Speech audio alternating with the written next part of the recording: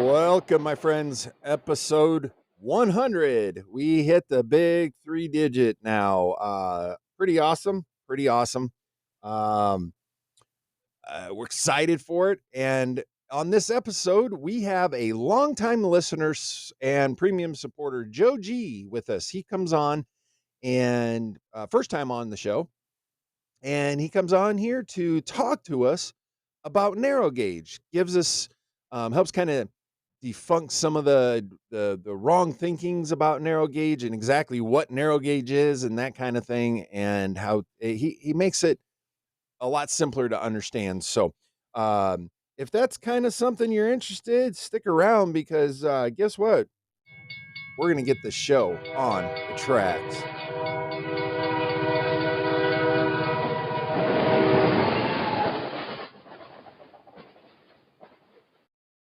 Welcome, my friends, episode 100.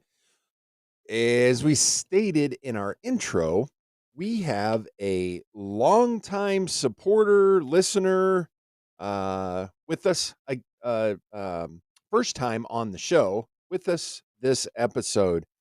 Joe G. I remember when he first messaged me through our Facebook page. And this was way back in the beginning of this podcast, almost 2 years ago, or probably it's been close to 2 years, or well, not quite 2 years ago. But he had sent me some pictures and stuff like that of what he was modeling, his narrow gauge stuff, and it was amazing to see then, and amazing to see when we recorded this episode. A little side note: when I record these podcasts, these audio ones, we are on video. I don't record the video; I just record the audio. But we are on video, and it was really cool to see some of the stuff he showed me that he's working on the narrow gauge stuff. And as you will hear through talking with him, he talks about narrow gauge, kind of explains what the different narrow gauge, like, HON3, HON or HON30, and just different things like that. He kind of defunks I guess the questions, the myths about narrow gauge. So yeah, I'm excited to have him on here, and we will get to that here shortly. Before we jump to that, I want to make the announcement official, because I officially got the official word. So this is official, in case you haven't figured that out. That I got my email from the Hawkeye Model Railroad Club for the 2025 Iowa City Train Show. It is Sunday, October 19th, 2025 in Iowa City, Iowa. And the email stated that I have been approved as not a vendor, but I don't remember what they consider me, but I will be there. I will have a little booth there. And so if you're going to be in the area, swing by, stop and say hi. I'll have stickers. I'll have, if you're interested in purchasing a shirt, I'll have some shirts, limited quantities, but I'll have some of our podcast shirts, our new ones. And yeah, so I'm really excited about that. And also about all the support that I've been getting. I'm very excited for the future. We've got quite a few guests lined up, and so hopefully continue forward. So enough about that. Let's move on to our interview with Joe G and him talking about narrow gauge. So we'll move right on into that. And we have our longtime listener, Joe G. Joe, first time on the show, but I know you've been a long time listener. First, I want to start out by saying thank you for being a longtime supporter of this podcast, and welcome to the show. Well, thank you, Gary. I think it's a great idea, and when I heard it was starting, I figured I'd give you some support because it's something that's needed, I I think, in the appreciate hobby. it. Yep. And as I've been, finally, after several, well, a year and a half at least, I finally figured out exactly what my initiative was, which was to teach, promote, and inspire. So, I think our discussion today is going to definitely do all that, especially for what we are going to be talking about. I hope so. All right. So, before we jump into what the topic is going to be today, like we like to, or I like to ask all the guests, how long have you been into model railroading? And I guess we'll just start right there. Well, I guess my dad and my uncle were into model railroading. Okay. And when I was about 7 or 8 years old, my dad built me a folding plywood table that dropped down over my bed in HO, which for that time, it was in the '60s, was pretty. Most people were into the larger stuff, American Flyer, Mhm. Lionel, but this was HO. And so we had that for a while, and then sadly, he passed away not too soon after that. And I kind of, just kind of went through things and bumbled around. And when I was in high school and later on in college, I got into theater and and film. I went to college for film and spent 36 years in the motion picture business, building sets and doing special effects for major motion pictures.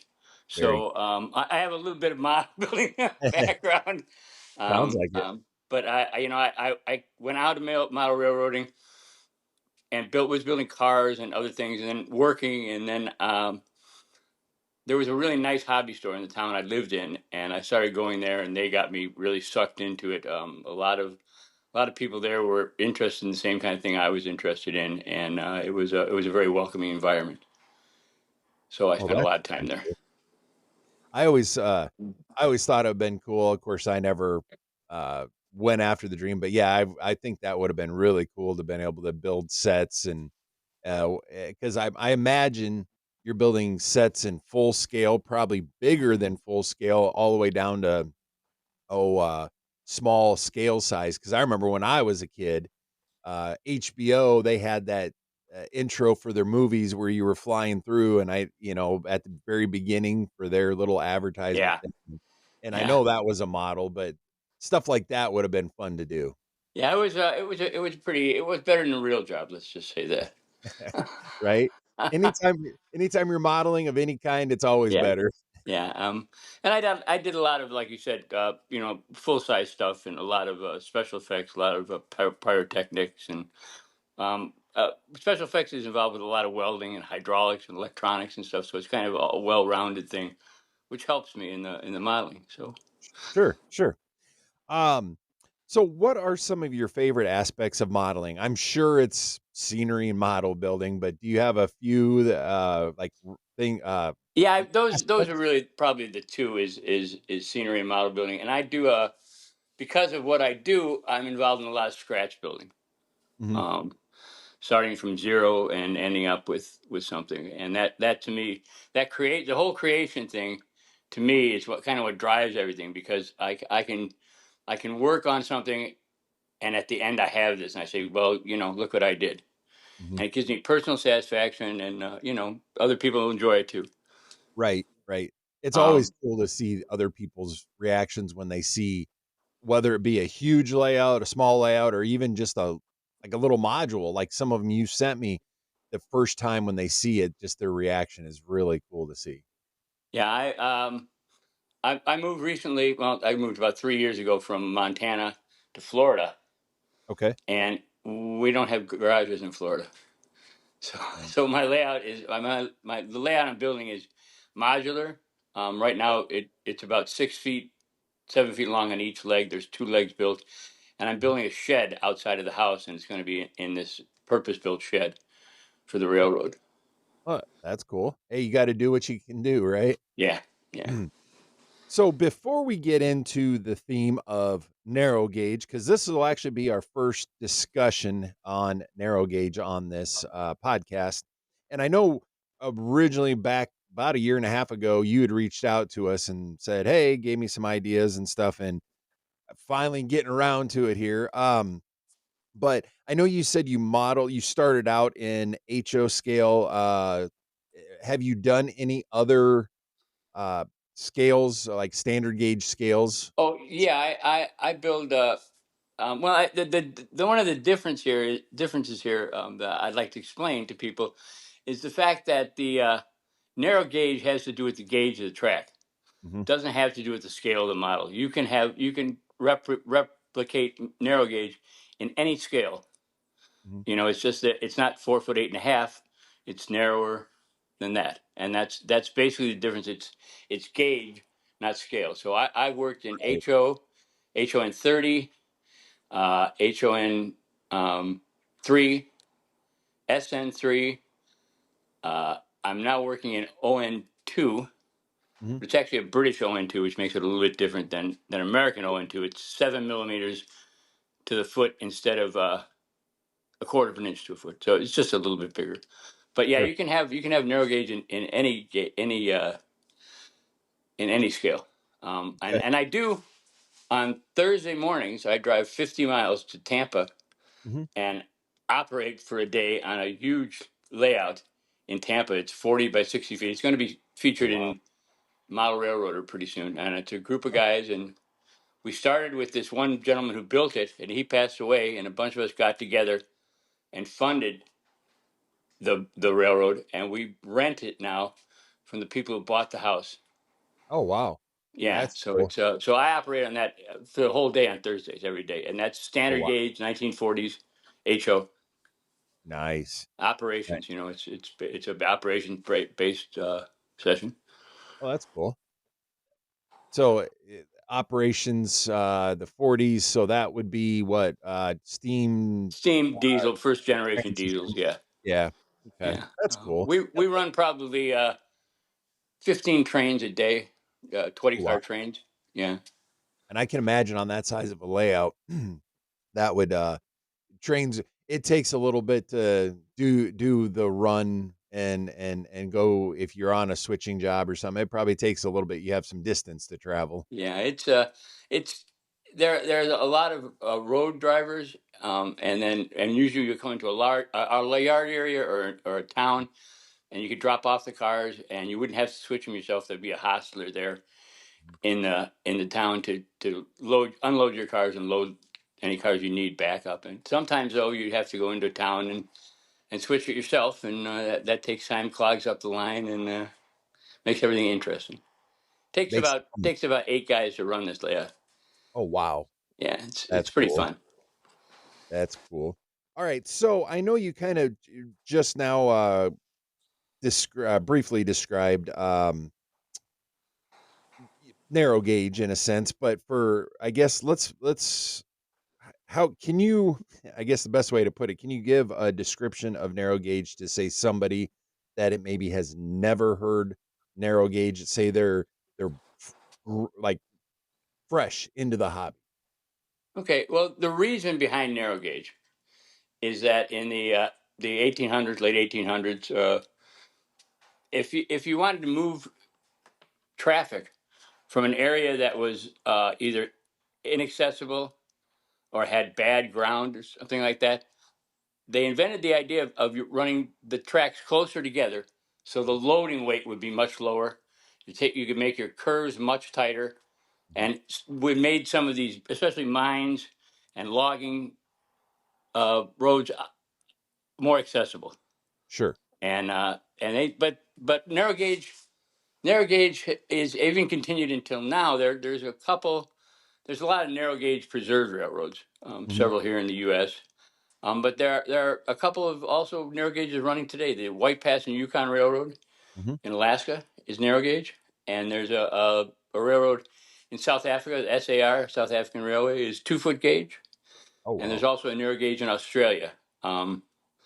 It's I like it because it brings the idea of small critters and small engines kind Mhm. of chuffing around, because with narrow gauge also they also implemented geared motors, and what that meant is that the power of the locomotive was over the trucks, the weight was over the trucks, so it Mhm. gave it more traction and they could go up greater grades. Oh, and pull a little bit more. But okay. there were narrow gauge lines all over Colorado, all over Oregon, New Mhm. Mexico, the South, even just basically all over. There was one in Iowa, part of the Milwaukee Road called the Bellevue Cascade and Western. Okay, yeah, I've heard of it. Yeah. And Eastern Iowa, it terminated in one of the Quad Cities. I don't know where, Okay. but Okay. I mean, it disappeared during the Depression. Mhm. But a lot of them did disappear during the Depression. Sure. Sure.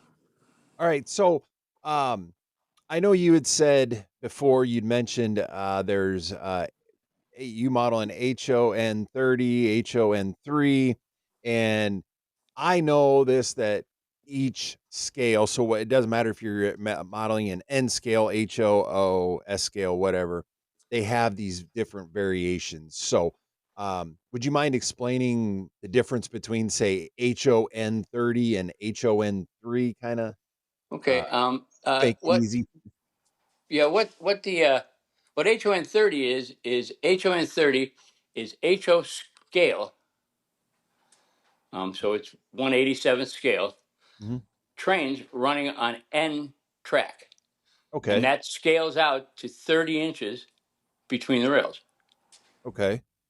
And HON3 is 3 foot between the rails. So there's well, a lot of times narrow gauge is a creature of necessity, in the fact that in HO you can use HO track, you can use HON3 track, or N gauge track to represent different narrow gauges. In Okay. O scale, you can use O track, ON30 track, ON3 track, Mhm. ON2 track, HO track, or N gauge track. Really? They use N gauge for O scale? It's called HO. It's called ON18 here in the United Uh-huh. States, and it's called O9 in in the rest of the world because it's 9 millimeters between the rails. Wow. I can't And imagine. there's a I can't imagine that. oh, I do some work in O9 because you use N gauge track and N Mhm. gauge mechanisms. Ikato makes a great little tram Mhm. that you can cram into almost anything and have it be reliable. Wow. Yeah, it's I would really have never. and it does replicate 18-inch gauge uh, railroads that mostly did clay and sand and things like that. It's from the mine to some kind of facility that processed it. Oh, okay. So th that scale, or I'm sorry, that gauge would be wouldn't necessarily be hauling freight up and down No, the no, road. That's like you said, specialty going in and out of mines or right, maybe like small factory or tipper something. cars and stuff like that. The Okay. cars are generally small and Mhm. lightweight, and they're 3 or 4 car trains, and but there's multiples of them. Okay. Okay. So, I mean, having during World War One, a lot of people don't uh, know it, but during World War One, the trenches and the front lines mhm, were serviced by 2 foot gauge locomotives made by several companies in England, a company in France, and Baldwin. really? Baldwin built cars and engines for 2 foot gauge railroads during World War One for the U.S. Army. With Really? the And they just incredibly extensive railroad in the trenches that brought armor and ammunition and stuff up to the front. huh, There's all that I kinds did of not books on it. know. Very interesting. Very, yeah. Um, so going along with the different gauges, what scales offer narrow gauge? Obviously, you get up, the bigger you go, you can do that. But I mean, is there? You've already said HOSO. I'm sure G. I know G scale has Yeah. narrow gauge. Um, but does N scale have narrow Yeah, gauge? N scale. The people in N scale, what they do is they use Z scale track and Z scale mechanisms Okay, to replicate a narrower gauge. I mean, that's the whole right. thing is it's a narrow gauge. Uh-huh. Um, and Now, there are advantages and disadvantages to it. okay, It's a scale. I don't want to say it's a scale. It's a genre let's say, of model railroading, where you really, if you're into it, you really need to be into building. Sure. Because today, I mean, it's just the way the companies are going. Everything comes off the shelf, ready to go. All the parts have been added and stuff. People really don't build that much anymore. Well, Mhm. narrow gauge is a builder scale. I hand lay all my track. Okay. I build all of my. I model English narrow gauge, so Mhm. my models, my engines come from England Oh, okay. in a flat pack of brass pieces that you have to cut apart and bend and then solder together. Really? Or you can buy white metal locomotives and solder those together with low temperature solder. Oh, It's wow. it's yeah, no, it's very. It's not. This is pretty far out there with narrow gauge, but even Mhm. even in HON3 and SN3 and ON3, Mhm. you need to do a lot of building. Okay. Most of your cars you can't buy off the shelf Mhm. cars. Um, that includes vehicles. But there is a good selection of figures, Mhm. a fairly good selection of buildings. Mhm. Um, but a lot of people scratch build their own. Sure. So when you're building something like that, let's say you're doing, I guess it doesn't really matter whether it doesn't matter the gauge, HON30 or HON3, using HO as an example. Right. You your buildings, your everything besides the track is more or less the same size Exactly. as Everything is the same HO. scale. Right. Everything is Okay. the same scale. Okay. Um, Now Now, could a person, let's just say, I know, you said most everything you have to build, which is understandable. Now, could a person, I guess, in a sense, if they wanted to go this route, take an HO scale locomotive and somehow retrofit it with N scale trucks and lay it on N scale track if they it's really easier wanted to to? go the other way around. It's Oh, very really? easier to take an N scale locomotive and build a different body on top of it. Oh, okay. Okay, because that then you're not the mechanism works and runs good. And Hmm. instead of taking the mechanism apart and messing with that, you take the body off. Okay. Um, that makes it easier. And Sure. then today with the advent of 3D printers, Hmm. I mean there are in the narrow gauges there are lots and lots of parts out there, and so Oh, they're starting to print locomotives and cars, oh, so that you're not doing so much building. You can actually buy a 3D printed car and just put on trucks and glue a roof on or a floor in and put it together. So 3D printing has really, like most of the railroad industry, it's really made a big effect on it.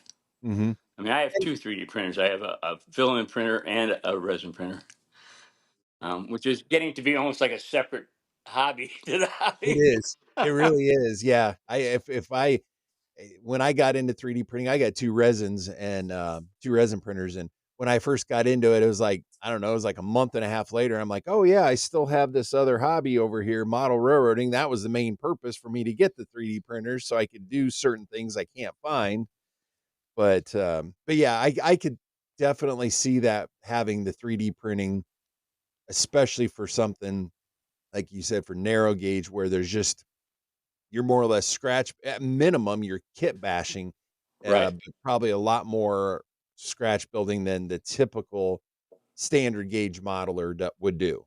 Absolutely. I mean, Uh, you have all the same scenery and right. basic track building stuff as any other railroad, but it's just the stuff that goes on top of it. I want to mention one thing, probably the Mhm. most important thing that I found with being into narrow gauge, and I've been into narrow gauge since the '90s, Okay. is information. Since Mhm. most of this stuff is not around anymore, information is really important. And there's several magazines. I mean, I'm sure everyone has heard of Narrow Gauge and Short Line Gazette, which is published by Mhm. here in the United States. There's also an English magazine called uh, Narrow Gauge Industrial Modeling Railway Review, which is kind of a big name, but it comes out quarterly. and it has a lot of narrow gauge information in it for continental and English things. Some Mhm. American, but not very much. Sure. And then there's another magazine out of France, which you can get digitally, called Oh. Vol Libre, which is a French narrow gauge um, magazine. And being open to some of the things in Europe, I've been using armor and plane techniques in my modeling for a long time, because they over there they've been doing it a lot longer than we have here in the States, Mhm. and so they have a lot of painting techniques. And I ordered a lot of things from Europe. I ordered paints from Europe. I ordered models. I ordered parts. Sure. Um, it's a real big market. Yeah. And I mean, obviously, Europe's had railroads before us, I believe. The United They States did. has, They did. and it's almost like, I, I guess not almost, they pioneered narrow gauge over there, didn't they? They did. There was a gentleman named Colonel Stevens who really they had a lot of passenger now, because they have so much more passenger service than we have in here. Sure. They pioneered narrow gauge passenger service Hmm. that because England is so built up, they had less room, so it was easier to thread narrow gauge tracks, Hmm. through the countryside. Sure. And a lot of these real narrow things, like the 18-inch and the 2-foot gauge, a Hmm. lot of the estates, the big estates, had Hmm. their own little narrow gauge railway that would help clean the stalls or bring vegetables or whatever, or bring Okay. back, especially back in the day, a lot of them used coal to heat, and they'd have these little trains, and they'd bring the coal up to the home, and they'd load the furnaces. Oh, wow. Yeah, Yeah. And before on really that, before, and this is before the age of trucks, where everything was right, done in trains. right. Yeah. They use them, pull them in, and do what they need to do and send them out, just like in a sense you would with a truck, only it was on Right, rails. right. Yeah. All right. Yeah. And they That, they imported. I mean, the British imported all over the world. I mean, mhm. there were narrow gauge lines in the Caribbean and South America and Central America, um, in Australia, New Zealand. And then So you here in can this, you can wet your whistle and almost anywhere. yeah, Um, right. And here in the States, mostly you think of, and a majority, and correct me if I'm wrong, I want to say a majority of the narrow gauge here in the States is more mountainous regions or mining and or other, or logging. There yeah. were a lot of them up in Maine. They had the Maine 2-footers that Mhm. went up and did a lot of logging, a lot of uh, agricultural things out there, Mhm. and that was 2 foot, and they went down, and they transferred to the standard gauge railroads. They had big transfer yards where they transferred things to the standard gauge railroads. And And in, then in you, Oregon and Washington, they had logging railroads, and in Canada, it went way up into the mountains. sure. And of course, Colorado and Mexico, had the mining. Right. Right. The reason they didn't use narrow gauge so much in eastern mining, like the Mhm. coal, is the tonnage rates. I mean, it wasn't so hard, but they could get much more tonnage on a standard gauge Right. railroad than they could in a narrow gauge. A little more And it was rail, a really little more easier structure. access for most of them, yeah. Right. Right. All right. On that note, we are going to take a break and we will be back shortly with Joe. So stick around and we'll be back. Calling all model railroaders and railroad enthusiasts. The Hawkeye Model Railroad Club and ScaleSigns.com are proud to sponsor the 5th annual Iowa City Train Show on Sunday, October 19th at the Johnson County Fairgrounds in Iowa City, Iowa, from 10 a.m. to 3 p.m. Enjoy two buildings packed full of model railroad items in scales HO, NO, and more, along with railroad memorabilia of all shapes and sizes. Admission is just $5 for adults, with kids 12 and under free. Don't forget to also check out the Hawkeye Model Railroad Club's layout progress down at their club building, open to the public for free all day long. Interested in being a vendor or displaying your organization or model railroad layout? Check out our website at www.hawkeyemodelrrclub.com/2025 train show. The 5th annual Iowa City Train Show, sponsored by ScaleSigns.com and the Hawkeye Model Railroad Club on Sunday, October 19th from 10 a.m. to 3 p.m. at the Johnson County Fairgrounds in Iowa City, Iowa. We'll see you at the show. Attention, model railroaders. Broadway Limited Imports is proud to support the Model Railroad Talk podcast, and they've got some exciting new projects rolling in for both HO and N-Scale. Fresh off the big announcement at the Railroad Hobby Show in Springfield, Massachusetts, BLI is bringing you the legendary Boston and Albany A1A Berkshire steam locomotive in stunning HO scale. Part of their premium brass hybrid series, this masterpiece features Paragon 4 sound and DCC, delivering top-tier realism and performance. Don't miss out. Place your order with your favorite dealer by July 10th to lock in the guaranteed delivery for spring 2026.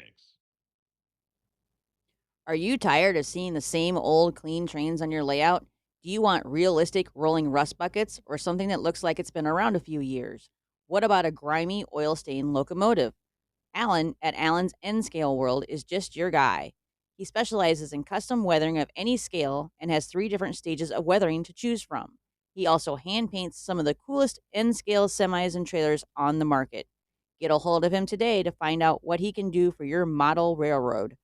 You can find him on Facebook at Alan's N-Scale World or email him directly at allansnscaleworld@gmail.com.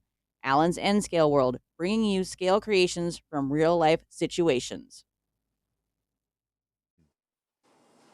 And we are back from break. And over break, Joe showed me some of the cool stuff that he's working on. And I'm telling you, even if you aren't interested in modeling narrow gauge, it doesn't matter what scale, you need to look into it. But we have Joe with us still, and we're just going to move right in. We're talking about narrow gauge still, and if we're going to move into what are some of the advantages and disadvantages of narrow gauge. So if you happen to be thinking about it, Joe, you want to, I guess, give us some of the advantages that you see are for narrow gauge.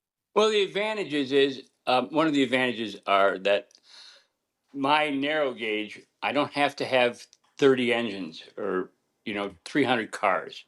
It's a much smaller. The venue is much smaller. So I mean, my layout is eventually going to be 12 by 14 around 4 walls. Mm-hmm. So the size is there, but I don't have to have massive towns and stuff like that. Everything is smaller, and that's an advantage. Mm-hmm. I mean, it really is. At least in my mind, Mm-hmm. it's and I don't when something new comes out, unless it fits what I'm doing, I don't have to buy it. It kind of makes the decision for you, right? It does, and I mean, there's all kinds. If I was in standard gauge, I'd just be filled with stuff. I probably have no time to do anything. Right. Right.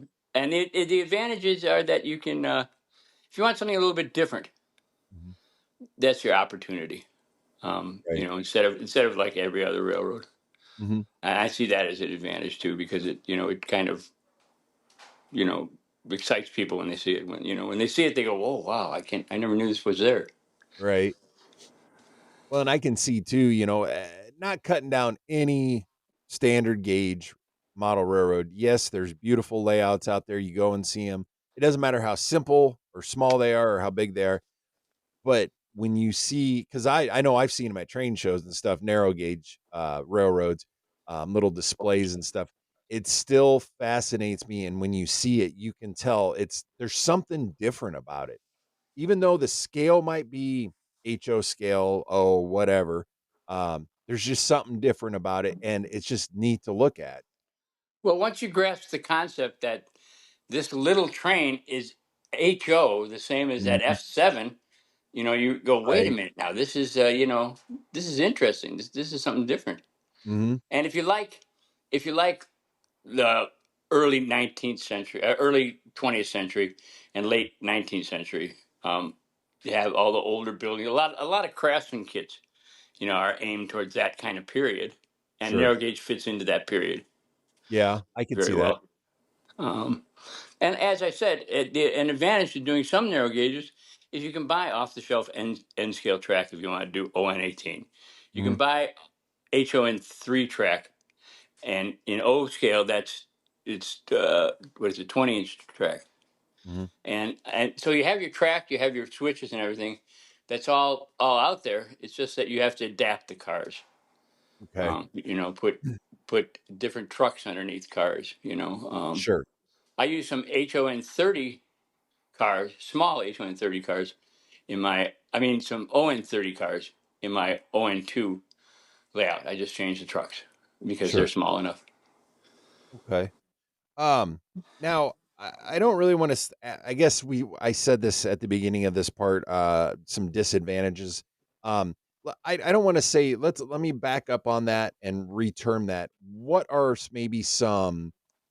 I guess not even. I don't really want to use the word Challenges. warnings or Challenges. challenges. Yes, there you go. To narrow gauge. You've already said you have to scratch build or kit bash a lot. Are there other challenges that you found up to this point? Yeah, as I said before, information.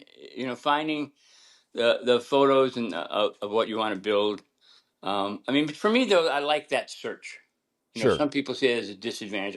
I like that search. Mhm, Um, and the other disadvantage is a lot of the stuff you're doing is stuff that if you want to get rolling right away, it's mhm. not going to happen. Right. It's just, you can get 3 feet of track out and a couple of locomotives and go back and forth like that. But if you want to get a layout going, Mhm, besides all the regular layout things that you have to do, track and wiring and switches and remote controls and stuff like that, mhm. then you have to worry about handling track, and it's just, I'm used to handling track, but Sure. I can only do it for so long. I get tired of it. Have to Right. switch to something else. Yeah. Oh, I understand that. What I found for me, what works for me, is I my layout is modular, so Okay. I take the module, Mhm, I put the track in, I mhm, wire it, I do some scenic work to it, and get it kind of up to a point where I've started to. The next point would be to add grass and stuff like that to it, and mhm. then I move on to the next module. So they're done, but they're not done. But at least I can run trains on them. And it doesn't look like a plywood Pacific. Right. Right. Um, and That for me, that's like I said, advantage, disadvantage. It depends how you look at it. right. You Well, know. and yeah, it's definitely so I guess from what I'm understanding and what I'm hearing from you is if you're new to the hobby or looking at coming into the hobby, um, not saying don't go narrow gauge, but make sure, like you had just stated, don't be expecting to go buy a narrow gauge train set and set it up and run it around on a 4x8 sheet or whatever. Because if I don't even, did they ever make any train sets like that? And if they Yeah, there did, were no, some. Fleischmann made it, and Lilliput. They made HON 30 track and stuff back in the day. It was bigger in England than it was here. You right, still see it occasionally up on eBay. But sure, I don't want to discourage people from it because right, you can with this advent of 3D printing, you can go on eBay and buy all kinds of, especially ON 18, the O narrow gauge running on N gauge track. It's becoming more and more popular, and you okay, can go out and buy the stuff on eBay, and mhm, you have it, and it can be ready to go in a short while of time. Paint it. mhm, You need to paint it and all that stuff. But they're using N gauge mechanisms, which are fairly available everywhere. mhm. Using N gauge track, N gauge switches, so you could actually, in a short period of time, have something going, if that's Oh, what you want. sure, And the other thing is, I'd like people to look at narrow gauge as an adjunct to their layout they have now. okay, Because if you have a narrow gauge line that mhm. feeds your standard gauge line, yeah, it opens a whole new door for you. Oh, I can And you see can have that, a transfer facility, and it's just an added part of the hobby. People don't think about that. They think, oh, narrow gauge, I got to do the whole thing. Well, just put a narrow gauge spur in. right. Um, Well, and they make dual gauge track, or you can hand lay exactly, dual gauge track. exactly. Mhm. So Right. and that was all, and it's all prototypical. The EBT and out in the east, and RGS had dual gauge track. Mhm. So another opportunity. All righty, Joe. Now obviously model railroading, it takes, depending on how much you get into it, there's your typical skills, electrical, hand building, that kind of thing, right? Being using your hands. Are there any other skills, special skills that a person may need to develop or look into to do narrow gauge? I think the one skill that is important, it's important for anyone really in Mhm. model railroading, I think, is learning how to solder. Oh yeah, I absolutely. think that's real important because that there's so many different places that you need to solder, and especially with some of these kits, you need to solder them together. And of course, doing your whole electrical, you need to solder it together, Mhm. everything. So learning how to solder, and because I solder both brass and white metal. I have a couple of different soldering irons, a couple of different solders that melt to different temperatures. I probably have 3 or 4 because once you solder something, when you go to add something on and solder, you can't use the same temperature solder because everything else you previously soldered will melt. So it's Right. so learning some good soldering techniques, and it just everything else is pretty much the same. Good model building techniques. Sure. Um, Now, on the soldering, I do have a question about that. Now, you just said as you add things on, use different temperature solder. Now, is it what I'm thinking? Okay, you would start with your higher temp solder, and then as you add, you go to a lower temp solder. Absolutely, absolutely, Okay. absolutely. That's exactly right. I Okay. use 180 degree, 85-degree solder for most things. Then I have 145-degree solder, and then I have 100-degree solder and 70-degree solder. Those are all centigrades Oh, because I get okay. the stuff from England. Okay. Right. Right. So I'm thinking, I was thinking 70-degree solder. Man, you get a 70-degree day. That's, Yeah, that's going to melt just looking at it. yeah. All right. I have a tendency to speak in meters and centigrades and stuff because all the stuff I do is English, and it's Sure. Well, and it's funny that not to, or to jump back onto 3D printing, but I know a lot. So I use a program called Shaper 3D to actually design stuff for my 3D printer. And I've never really been into all the like metric versus, I mean, I've been more of a standard guy. I mean, born in the yeah. States here, and being a truck mechanic, I get the best of both worlds. But that's on the, okay, here are the parts, you put them on. Designing wise, though, I never realized until I got into designing certain things for the railroad that a lot of times the metric system is a lot easier to design and It, plan it, things. It it's really and is. measuring things. It really is much easier, Yeah. and that's another tool I think that every miler should have in their toolkit is a good. Well, I can't think of it now. Yeah. uh, a calipers. Yep. That's I so that agree. you can measure things. Yeah, that's Mhm. really important.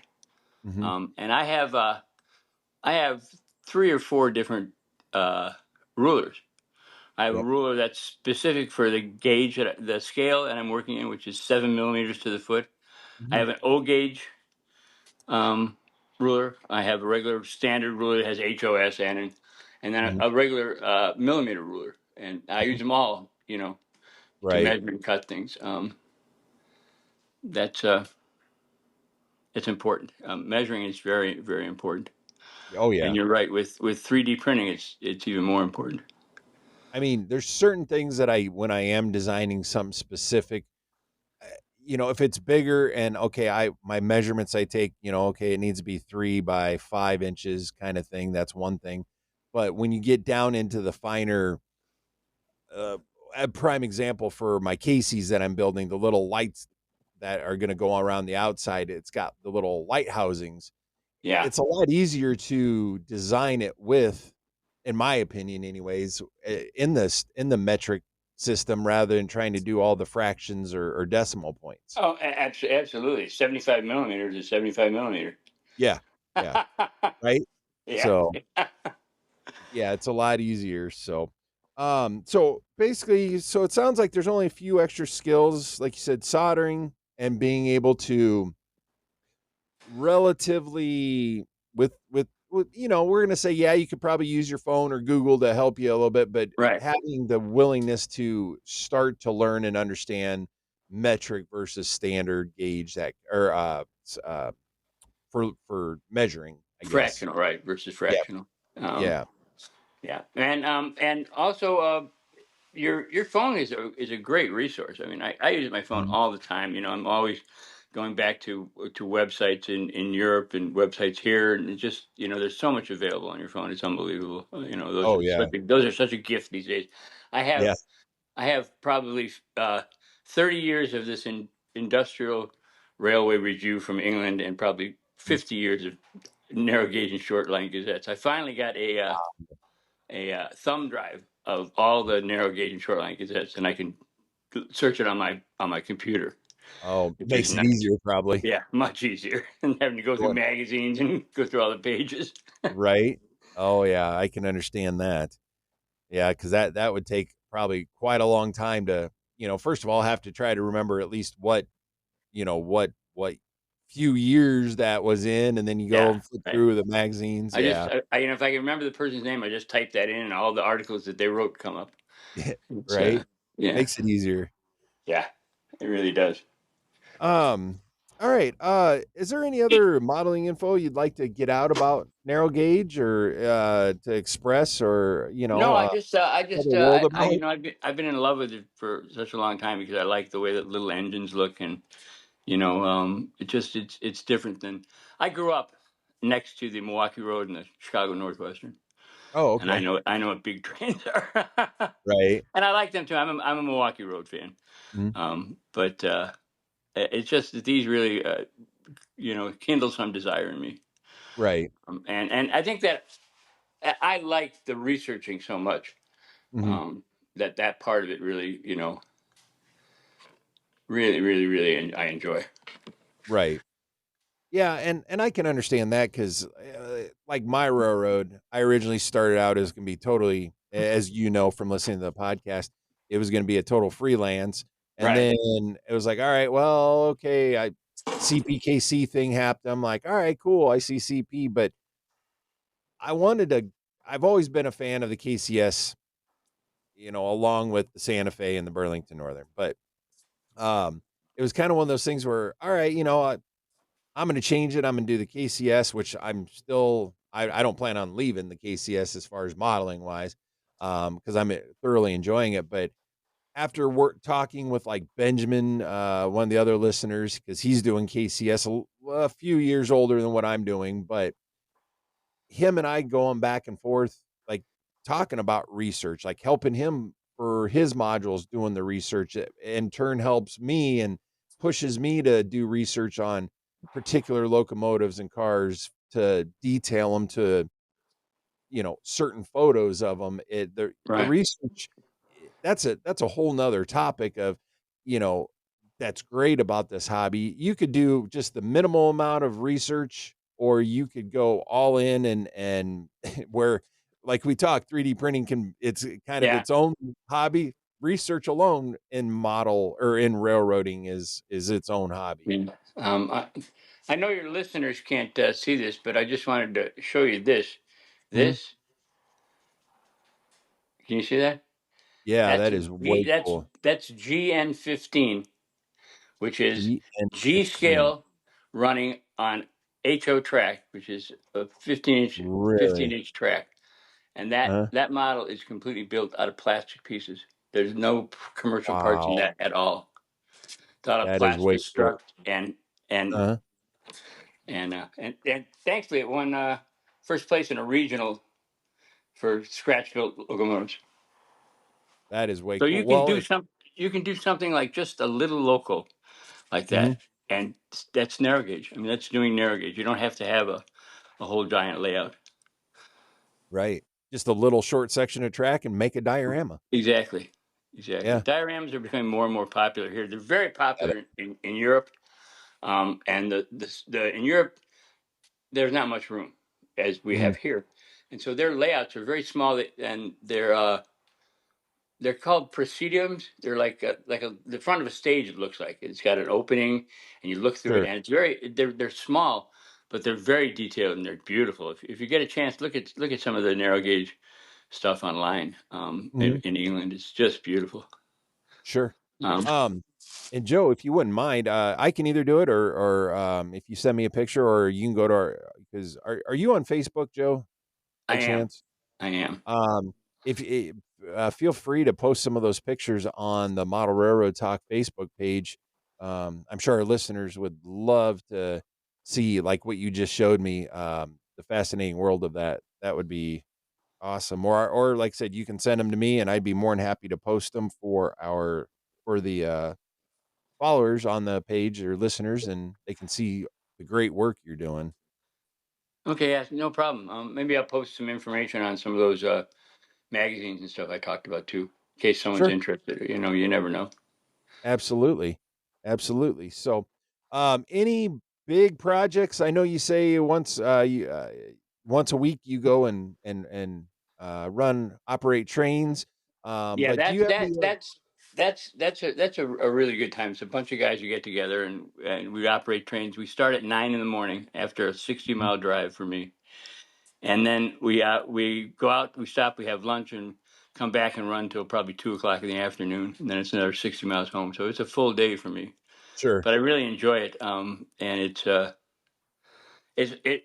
I think it'll be featured in Model Railroader. Another friend of mine who lives in the nearly the same town that I live in Florida, was just featured in Model Railroader. I think last month. Uh, Van Pelt. I don't know if you okay, saw his Tom Van Pelt's layout. It uh, was a SN3 layout. okay, mhm, Um, but anyways, there's stuff out there. yeah, there is. But do you have any big projects that you're working on or Just anything you my want to? just my just my layout. Oh, And I, okay. I think I posted some pictures of that on the Facebook page. I'm not sure. I believe you did. Yes, Yeah. yeah, I So believe you that's did. that's kind So, of an ongoing thing with me. Uh, like well, everybody else, like you. right. Yeah, Yeah, exactly. and here's the thing, I can't finish just one thing. I have to keep going like, "Oh, I decided I'm gonna put in actual signaling system in this, and I'm using the ASATRAC signaling system," and I started actually working on it the last couple days, and I'm like, I have plenty to do, and then I have to go and throw this on the plate right now, but hey, it's all fun. In the end, as long as it's enjoyable, that's all that matters, right? Yeah, luckily for me, what I modeled doesn't have signaling, so Right, right. it was all done with they Tags. were tokens. They actually what tokens. Oh, You would stop at mhm. a switch machine house, and you would get a token that would clear you for the next leg of your journey, and then you would turn that token in, and someone else would get it, so that you Really? were the only person on the railroad. Really? Interesting. Interesting, yeah, yeah. Yeah, it is. Huh. Well, I guess any final words, Joe, that you'd like to tell everybody? There's probably a lot more, but I don't want to chat for too long. It's fine. It's fine. All right. Well, Joe, first, I appreciate you giving me this opportunity to share a little I bit of what I like with you guys. absolutely. I appreciate you coming on here. I appreciate you supporting the podcast. For as Well, long as you have. that's the other thing is that I may be involved with narrow gauge and stuff, but you still can learn so much from a podcast that's about model railroading, because it Mhm. all matters. It all Right. does. And it's if I was just listening to stuff about narrow gauge, it'd probably bore me. Right. Right. And a lot of like we stated, a lot of it crosses over. It basically boils down to the gauge of the track. And Right, then you make adjustments size here and there, physical size, but all in all, it's only the gauge of the track. So, right, exactly. all right, Joe. I want to thank you for coming on to the show and look forward to maybe not maybe looking forward to have you back on down the road and hear about some of your updates. All right. Well, thank you very much, Gary, for having me on, and thank you for putting out this podcast, because I really enjoy it, and I can't wait for it to come out every week. Well, thank you. And All right, there you have it. Thanks to Joe for coming on to the show, onto an episode. Like we stated, longtime listener and supporter, first time caller, if you will. It was excited to have him on. It was great listening about narrow gauge. I know I learned some stuff. I mean, I've known about narrow gauge. Um, I just don't. I didn't. I knew what narrow gauge was, but I was always kind of confused at, okay, well, HON3 and HON30 and um are you using regular equipment or whatever? But as you heard, you're going to be, if you are interested in narrow gauge, just be a little prepared in the fact that you're more than likely going to have to be building a lot of stuff to make it work. As he stated, not necessarily structures and stuff. That goes based off the scale you're doing, whether it's HO, S, N, O scale, whatever scale you choose. But the the products for narrow gauge are it sounds like, and I've done a little research, and they're limited compared to the standard gauges. But if that's your kind of thing, hey, this is the route to go. If you enjoy building and scratch building and kit bashing and all that stuff, that obviously is the route to go. So thank you to Joe for coming on to the show. Really appreciate it. Um, and also, we can't forget about Broadway Limited. Check them out. I know they've had a lot of awesome product announcements coming out lately, and um, tried to share within reason, try to share some on our Facebook page and whatnot, but they are a supporter of this podcast. And thanks to them, reminder, they have given us a $50 can't talk, $50 gift certificate to their online store that we are giving away. So in either the link below, or you can go to our website, our newly remodeled, renovated, whatever you want to call it, website. There is a link at the top that will take you to our form. You fill that out. It submits it to us. We get an email. We put you into the spreadsheet. And then the last day, it's one entry per person, but the last day is April 26th at 11:59 p.m., or I should say at midnight. The form will automatically shut itself off, and you won't be able to get to it anymore. So